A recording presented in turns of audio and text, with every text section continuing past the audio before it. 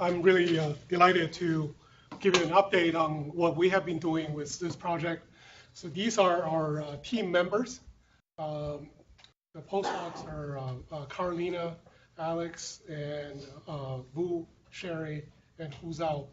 And then along with the other members within our team, Bridget and Pedro, Paul Thomas are all here. And Jeremy Green joined us from London this morning, and then he's on his way to Los Angeles. We'll be here tomorrow. So we're interested in craniofacial development. In the previous part of FaceBase, we focused more on the midfacial development, in particular the gene expression and imaging analysis during palate development. And in the second part of the FaceBase, we're focusing more on the facial bone formation, in particular both the mandible and maxilla development. And if you look at the human embryonic development, and from early stage, this is about 3 weeks of gestation, all the way to birth, you can clearly see the change in this morphology. And then when the first, you can see the face is basically defined by these 5 promises or processes, and that help to define the primitive oral cavity. And then eventually there's this differential growth, and then help to form both the maxilla and mandible that will help to support both the midface and the lower face. What we wanted to do is to have a look of the both the global and also some of the specific gene expressions during this development process, and help to guide the facial structures formation, and using both microarray and also RNA-seq analysis, and also looking at the gene expression in the defined subdomains. And also in this process, we're developing some tools to highlight the gene expression, and using some schematic drawings to help the readers or the users to get a better appreciation of the data. And then that coupled with the 3D imaging analysis during mandible development. And then the second aim is basically working on the maxilla development. And as I mentioned earlier, that this is basically extending from the work that we did in palate development, in which case you clearly can see, although at the early stage of palate development, you look at a palatal shelf and then covered with epithelium, and then these mesenchyme, there are different molecular domains that help to set where the bone is going to form on the nasal side versus in the posterior region where the muscle is going to develop. And then there are genetic gene expression signatures that help to determine the different morphological event that takes place. And then if we show this gene expression coupled with histology and then 3D imaging analysis, we think this will, we believe this will become a very useful resource for people who are working in this area. So, of course, the defect associated with mandible and maxilla are not as common as the ones with facial clefting, but nevertheless, they are quite prevalent. You can see there are these different syndromes with the defects associated with the mandible and maxilla. More importantly, what I hope I'll be able to convince you today is instead of looking at a mandible, maxilla, or palate as an individual organ in development, we should really look at them as a complex, how they form together, how one structure development may influence the development of others. And this is really highlighted by the Pierre-Robin sequence, in which case a small mandible with a tongue defect that actually helped to develop this cleft palate phenotype. And that's something that we have actually developed a very useful animal model to highlight this type of defect. So what we wanted to do is this is a type of a schematic drawing that we wanted to put together to help the users of FaceBase to get a sense, in terms of the cell fate, how epithelial cells contribute to the coverage of these different orofacial structures, and then the neural crest-derived cells, along with the myogenic progenitors, how they interact during tongue development or palate development or mandible development. These are all in real scale. And then you can see across different developmental stages.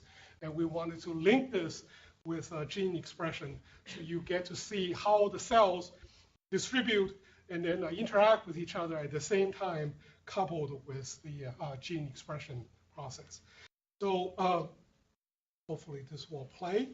And then you can see this is a cross-section from E12.5 all the way to E15.5, or E16.5, I'm sorry. And then you can see the expansion of a mandible development, Meckel's cartilage, and where the tongue is. And as you know, there's very good data about gene expression during tooth development. We hope we will be able to link that with what we have put together here. So that will become a really useful resource for people to shop around, look at the gene expression and the cell fate during this developmental process. And this animation highlights how a defect in the mandible development can actually lead to a cleft palate. On the left side, and you can see the normal development of mandible, and then as it expands and the tongue drops. On the right side, in this particular mutant model, which will be highlighted by Carolina Parada, who has a poster, and you will see that tonight, because of this failure in mandible expansion and the failure in tongue descendant, and actually basically results in a cleft palate. But this cleft palate is not a palate defect per se, but results actually from a mandible defect. And we have a very good animal model to show that. And I think this kind of resource will be very useful for users to look at how these different structures come together. In terms of the gene expression from the early stage of branchial arch development, here I highlight the first branchial arch, the mandibular arch. And then this is the distal region where you will later on see the development of incisors versus the proximal part where the molars will form. And you can clearly see, based on the gene expression, there are different domains in the distal region versus the proximal region. And they are set up at an early stage. And this can be coupled with what Axel's work and Joanna's work, looking at the enhancer helping to define the different domains of the branchial arch.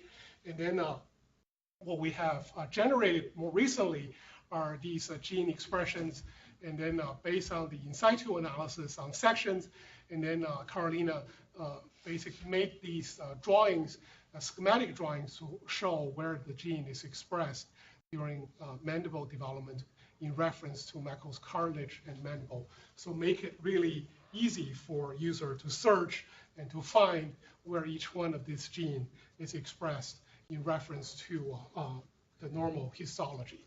So make it very easy to follow. And in terms of the general gene expression profile analysis, here I'll give you a couple of the recent experiments we did in November, where we looked at the gene expression in the distal domain of mandible at E13.5, E14.5 versus the gene expression profile in the proximal region at E13.5 and E14.5. And then we compare the difference in gene expression. And then this is the process we went through to analyze the gene expression data. And then this is sort of a quality control looking at the distribution of probe sets, which are quite consistent. And then in terms of the principal component analysis, and you can see at E13.5, the distal region of mandible, the three samples are all aggregated together versus in the proximal region, they are together. So this gives us confidence that although, our matrix is cutting these arbitrarily based on some anatomical landmarks, but we're quite consistent in terms of generating our samples for our gene expression profile analysis. Then from there, not only we analyze the gene expression profile in this different region, but we also are in the process of comparing, for example, the distal region versus the proximal region of mandible at E13.5, and then or in between E13.5 and E14.5, just the distal domain, and then going through the ANOVA analysis, and then setting up the fold of change at 1.5 with the false discovery rate of less than 0.05. And then from there, what we have done is to generate these pie charts looking at the different biological process that these genes have changed in terms of what are the process has been highlighted. And from there, you also can look at the top changed genes, and then through this heat map analysis, and then looking at some of these genes as you can highlight it and then link this information with the MGI data page. So here, highlighting PITX2, which is a very important gene for craniofacial development. In terms of cell fate analysis, what we have been doing is using various Cree lines to cross with the reporter and looking at the cell fate. Here, looking at the neurocrest-derived cells populating the first branchial arch, and the myogenic-derived cells versus the epithelial-derived cells. And then these are some of the later stages of development at E14.5. You can clearly see how the neurocrests interact with the myogenic progenitors, and then through these type of tissue-tissue interaction that help to guide the tongue development and then tooth formation. So in this process, and as we move to the later stage of craniofacial development, we began to analyze some of the bony structures using the micro-CT analysis, starting from E14.5, when you can first detect the formation of these primordium, mandible, maxilla, and the palatine bone. And then from there, looking at a different developmental stage, and then you can begin to see each of the bone begins to take its shape, the maxilla, the palatine bone, and the mandible, and then begin to appreciate this, how this, each one of these bony structure is built and is throughout this developmental process. And interestingly enough, if you look into the literature, there are some published studies, including some of the studies that Mimi did with, in collaboration with John Rickmeyer's group, looking at some of the FGFR mutant models and in the skull and in the craniofacial bone formation. And then what we wanted to do is to take that information and build upon that, and then define all the anatomical landmarks, and then cross-reference these with the human anatomical landmarks. So make this more comparable to what the human anatomy is, the information is available in the anatomy atlas. So we'll make our mouse model be more useful in terms of understanding what some of these genes do in regulating both maxilla and mandible development. So these anatomical landmarks have been defined, and then what we can do is not only you'll be able to, this actually, a paper is under review to publish these anatomical landmarks, but also we have developed this tool that will allow you to analyze a newborn skull. In this case, you can actually look at the skull and then basically do a virtual dissection, making the top of the skull transparent, and be able to look at the bottom part of the skull, or just highlight a particular bony structure, in this case mandible, and then you will be able to get a value from one anatomical landmark to another. So for anyone who have generated these mutant models, and you will be able to compare, whether the defects that you have seen in whether the distal region or the proximal region of a mandible, and then if there's a defect, and then how much change there is in terms of the volume or the distance, and then so that will all become a standard set of data for people to use for their work. I'm good? So in terms of our milestones, and then for year one, and we propose to do these arrays, and also looking at some of the gene expressions using in situ analysis, and then also the cell lineage study. I'm happy, and also some of the 3D imaging study, and I'm happy to report we're pretty much completed with all the 3D imaging analysis. For microarray, we're also ready to upload the data that we have generated, and then the gene expression data has also been done, and then Carolina is in the process of generating schematic drawings to make it available for the hub, so people can search that data. We, as you probably have heard from earlier presentations, we've been working closely with the hub and providing some of the metadata sheets, trying to standardize the terms that we use to when we submit our imaging data. And we also have a metadata sheet for the bioinformatics study, and that is hopefully will be discussed later at this meeting. And then Trevor, who's going to present after me, and I know they are also doing very similar studies, and then some of the work they have done in the early stage of mandible and maxilla development, and we're comparing our data to theirs. And Axel with the enhancer, and also Joanna's enhancer study, and then some Rich and Ophir's study of the dysmorphic facial development in humans versus the ones that that we're doing in using the animal study. And one of our recent project is looking at the cranial suture, and in terms of its as a site to provide mesenchymal stem cells, and then these cells with its genetic cell lineage study. And we hope that will generate some dialogue with Mimi's group, and then looking at how this, with your gene expression data, then maybe we can have some kind of interaction to look at how these stem cells are controlled in terms of populating and the calvareal bone.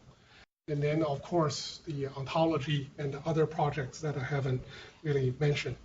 So as I have highlighted at the beginning of my talk, and then this really has been a wonderful group effort from the people at USC and also our collaborators. And I want to thank you for your attention. Questions?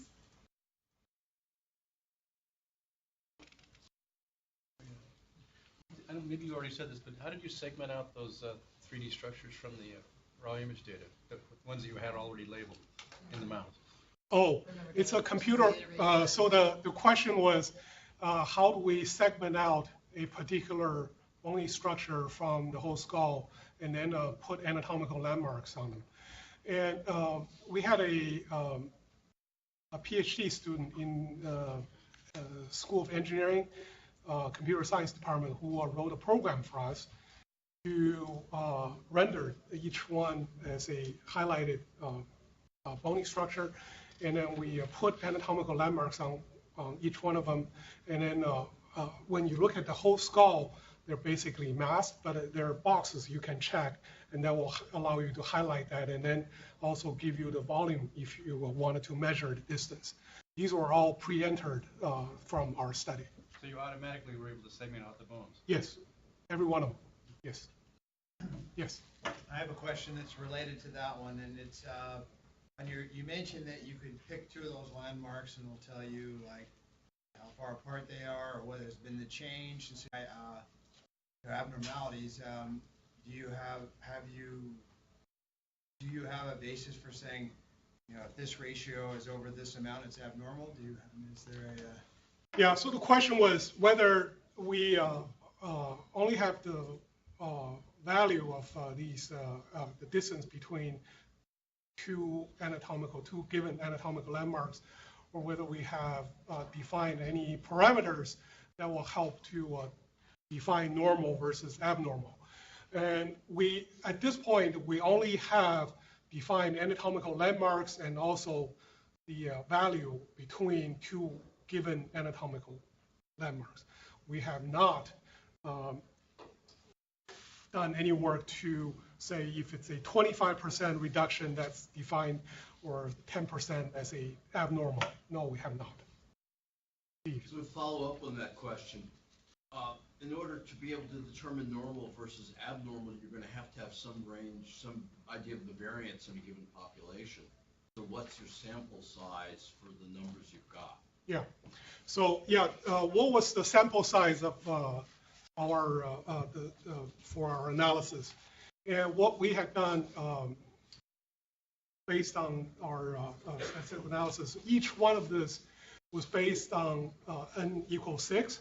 So we did 6 micro CT analysis for each bone structure in the newborn stage. And then based on the amount of analysis, seems like that's adequate enough, and the false discovery rate is less than 0.05. So that's what we decided to use that as a normal value. And so far, we have only done newborns, because that's the stage that it's easy for us to identify the anatomical landmarks. We have not done any earlier stage.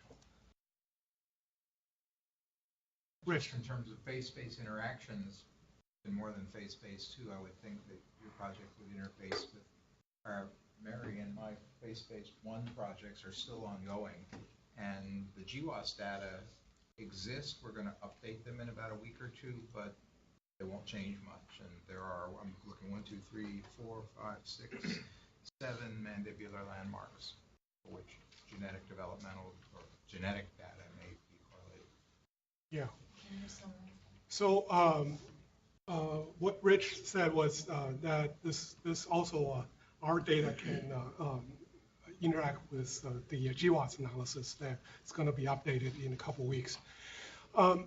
This was really prompted by the fact, you look at most of the studies, they're describing these defects associated with a mutation in the mandible or maxilla or any parts of the craniofacial structure.